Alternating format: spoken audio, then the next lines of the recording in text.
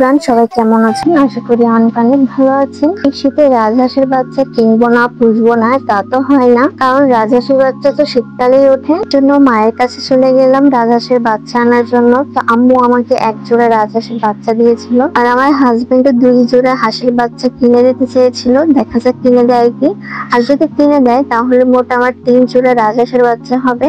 আর এই যে কবুতর ঘরটা কতদিন ধরে পড়ে আছে, এত কবুতর কিনা হয় কিন্তু কবুতর হয় না। তো দেখা যাক এবারটা কবুতর হয় কি। আর গ্রামগঞ্জে কিন্তু শহরের তুলনায় অনেক বেশি শীত পড়ে। আর এই যে শীতের সকালে বাড়ির সকল কাজ সেরে এখন হাঁস খেতে দিয়েছি, রাজহাঁসের বাচ্চাকে খেতে দিয়েছি। আর চীনা হাঁস দাঁড়িয়ে যাচ্ছিল, এই জন্য চীনা হাঁসকে সরিয়ে সরিয়ে দিচ্ছিলাম, কারণ পোল্ট্রি খাবার দিয়েছিলাম।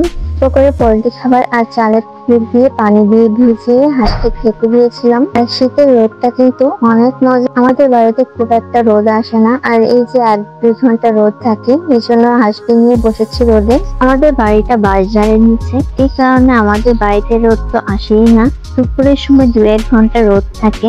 আর এই যে বসেছি রোদে, আর উঠতেই মন চাচ্ছে না। আমাদের বাড়িটা গরমকালে খুব গরম, আর শীতকালে খুব শীত। আমি প্রায় প্রতিটা ভিডিওতেই বলি এসব হাঁস মুরগি কবুতর এসব পুষতে আমার খুব ভালো লাগে, আর এদের পিছনে সময় দিতেও ভালো লাগে। আর এত বড় কবুতর ঘরে যদি কবুতর না থাকে তাহলে কি মানায়? এর আগে যতবার কবুতর কিনা হয়েছে সব বড় ছিল, এবার কবুতরের বাচ্চা পেয়েছি। কারণ এই বাচ্চাগুলোকে নিজের হাতে খাইয়ে বড় করলে আশা করি ওরা বড় হয়ে কোথাও এড়ে চলে যাবে না। কারণ আগেরগুলা তো কোথায় যে চলে যেত খুঁজেই পেতাম না। এইভাবে অনেক টাকা নষ্ট হয়েছে আমাদের। তাই এবার কবুতরের বাচ্চা দিয়ে শুরু করলাম। আমার হাজবেন্ড 3 জোড়া বাচ্চা কিনতে চেয়েছিল, কিন্তু কবুতরের বাচ্চা খুঁজে খুঁজে এই 1 জোড়াই পেলাম। আরো 1 জোড়া পেয়েছিলাম, কিন্তু ওই জোড়াটা একেবারেই ছোট ছিল, এই জন্য আর নেওয়া হয়নি। তবে এই জোড়াটা খুবই সুন্দর ছিল। ওরা এখনো খুঁটে খাওয়া শিখিনি, আমি হাতে ধরে খাইয়ে দিয়ে দেখি।